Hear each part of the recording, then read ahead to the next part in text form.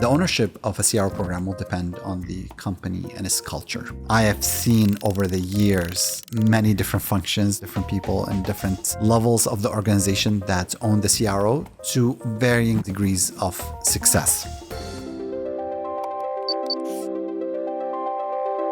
I always say, think about CRO and the different components to a CRO program. There is the analysis piece. Let me figure out what's going on with my website. That's number one. That's usually under marketing. Maybe it's under performance or growth team. Maybe it's under product. That's one area. To figure out the issues, come up with a hypothesis on how to fix those issues. Then after that, usually it goes to design, where they're coming up with the design team, the designs to fix those issues. And then it goes into development, where you are developing the solution. Those are kind of like, the typical stages of a CRO program, or as you're launching an A/B test, an A/B experiment. And I've seen success with marketing or growth or performance owning the CRO program. And that's, by the way, typically for many years what we've seen. Typically, when we got hired with a larger organization, we're brought on by somebody either in performance, growth, or marketing. Usually it's somebody senior level. Learned this the hard way, that you need somebody who's senior, who is going to actually bring you on board. The more senior they are, the better you are. Most of the time, we're talking to CMOs or we're talking to VPs of marketing. Those are the people who are bringing us on board to say, hey, come and help us improve conversion rates. Design is very challenging. It's very challenging for design teams to own CRO, because I think there's a fundamental mind shift in the way CRO works versus how design works. This is not to offend anybody, but design comes at a problem with two perspectives. One is, let me figure out the issues that people are dealing with. But then the other perspective, let me try come up with the most perfect design that solves this problem. And that search for perfection usually is the complete opposite of what a CRO or an experimentation program includes, because we're not looking for perfection. We're trying to move. We're trying to say that we have a theory of what's working and what's not working. We don't know if this theory is correct, so we need to design it. We need to design it really quickly, and then we need to validate our theory. I see this consistently, by the way, where design teams struggle with A/B testing. It's like, hey, this design is not perfect. It doesn't matter. It doesn't have to be perfect. All I'm trying to do is just to validate the idea. Traditionally, as the organization grows larger, although we deal with development and directors of engineering, and sometimes we deal with CTOs, usually it's an afterthought, correct? The marketing team had brought us on board. We're doing changes, and then all of a sudden somebody from the engineering team, from the software team says, hey, what's going on with our website? What are all those changes? And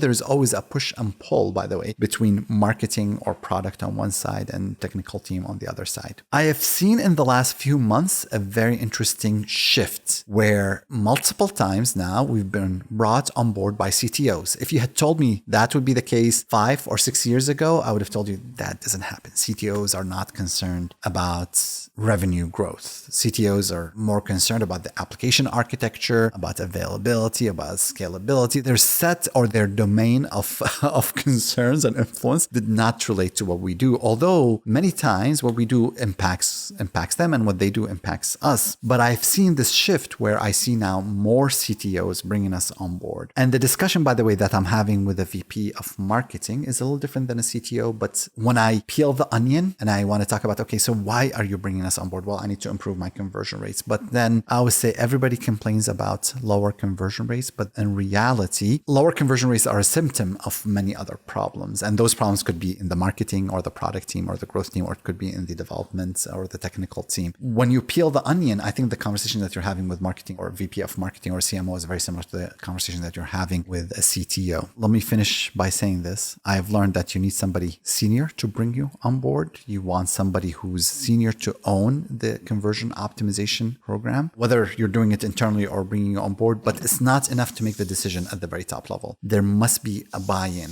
from all different levels of the organization in order for the CRO program to succeed. A CTO can decide that we are going to do experimentation, but guess what? If your design or technical team is not moving fast, if the inputs that you're getting are really not of high quality, your CRO program is going to fail. So you want to have that buy-in at all levels of the organization.